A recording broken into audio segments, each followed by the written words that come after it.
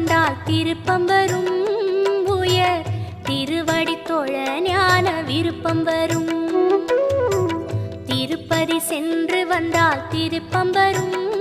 உயர் திருவடி தொழ ஞான விருப்பம்